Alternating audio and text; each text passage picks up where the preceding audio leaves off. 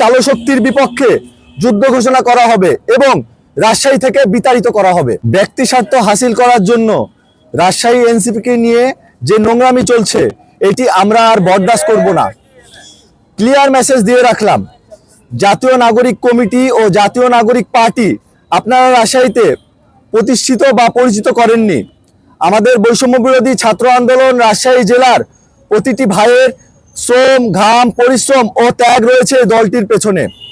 এই দলটিকে সামনে রেখে নোংরামি বন্ধ করুন, না হলে সেই কালো শক্তির বিপক্ষে যুদ্ধ ঘোষণা করা হবে এবং রাজশাহী থেকে বিতাড়িত করা হবে। দুঃখের সাথে বলতে হচ্ছে, এই বাংলাদেশে এখনো পরিশ্রমীদের সঠিক মূল্যায়ন দিতে শিখেনি। যদি শিখত, সকল ঝামেলা উপেক্ষা করে সঠিক সিদ্ধান্তের মাধ্যমে রাজশাহীতে সংগঠনটি সুন্দরভাবে সাজাতে পারত।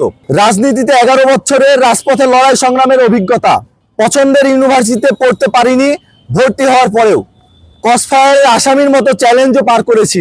এরপরে শুধু বয়সের কারণে আমাকে পিছিয়ে দেওয়া হয়েছে, তবুও দলের স্বার্থে সকল কিছু মেনে নিয়েছি। কারণ আমরা রাজনীতি করতে চাই জনগণের জন্য, নিজের স্বার্থের জন্য নয়। একটা প্রশ্ন প্রিয় কেন্দ্রীয় ভাইদের কাছে, যোগ্যতা কি বয়সের মাপকাঠিতে হয়? যদি হতো তাহলে তো নাহিদ ইসলাম ভাইয়ের নেতৃত্বে সারা বাংলাদেশ দ্বিতীয়বারের মতো স্বাধীনতা লাভ করতো না। প্রিয় ভাইয়েরা ঢাকায় নেতৃত্ব দিয়েছে আর আমরা রাজশাহীতে, পার্থক্য এতটুকুই। আফসোস, যারা নিজের জন্য রাজনীতি করে তারাই যোগ্য বলে বিবেচিত হয়েছে। আওয়ামী লীগ ইস্যুটাই হলো মেন বিষয়বস্তু। আপনারা লক্ষ্য করে দেখবেন যে আমাদের রাজশাহী জেলার আহ্বায়ক জনাব মোহাম্মদ সাইফুল ইসলাম ভাই, উনি রাজশাহী জেলার আহ্বায়ক হিসেবে নির্বাচিত হয়েছেন, কিন্তু তার সাথে কিছু আওয়ামী দোসরদের ঘনিষ্ঠ সম্পর্কের তথ্য আমাদের কাছে পেয়েছি।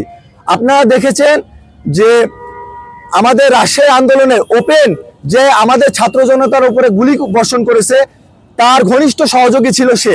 আমরা উদ্বেগের সাথে বলতে চাই যে সে এই আহ্বায়ক পদকে কাজে লাগিয়ে তার যে ঘনিষ্ঠ সহচর ছিল রুবেল, তাকে আবারও সহযোগিতা করবে না, এমন নিশ্চয়তা কোথায়?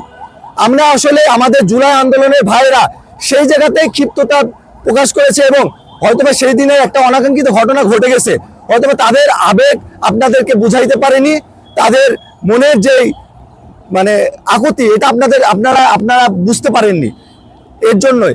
আর মূলত সামাজিক যোগাযোগ মাধ্যমে কিছু ফুটেজ আপনারা দেখতে পাবেন, সে ফুটেজগুলো ইচ্ছাকৃতভাবে তোলা হয়েছে। আচ্ছা, আপনারা কি বিগত সময়ের রাজনৈতিক কালচারটা বুঝতে পারেন না যে একটা ফটো তোলার মাধ্যমে, একটা মন্ত্রীর সাথে ফটো তোলার মধ্য দিয়ে এই ফটো কত জায়গায় বিক্রি করে তারা ফায়দা হাসিল করেছিল?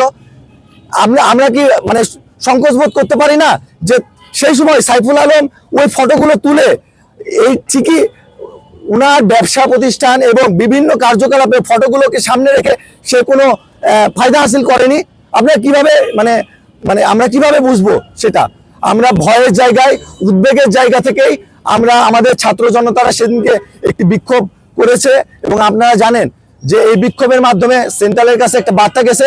এবং আমরা কেন নিশ্চুপ ছিলাম এটারও উত্তর দিয়ে দিই। আমরা আসলে নিশ্চুপ ছিলাম, সবকিছুর একটা প্রসেসিং আছে।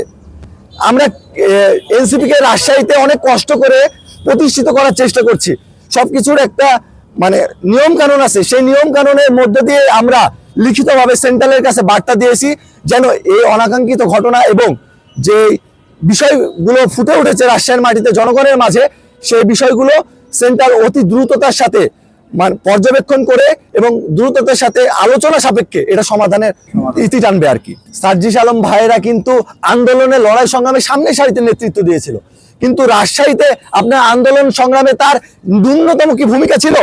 আমাদের ছাত্র জনতারা যে রাজপথে নেমে এসেছিল, অনেক সাধারণ জনগণ আমাদেরকে পানি দিয়ে সহযোগিতা করেছে, তাদের লঠি সোটা দিয়ে সহযোগিতা করেছে, তার কি কোনো ন্যূনতম সহযোগিতা ছিল?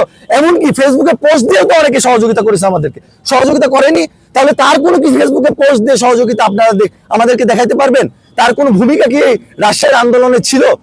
তাহলে কিভাবে আমরা বলবো যে সে আমাদের জুলাই আন্দোলনের এই স্পিডটাকে ধারণ করে?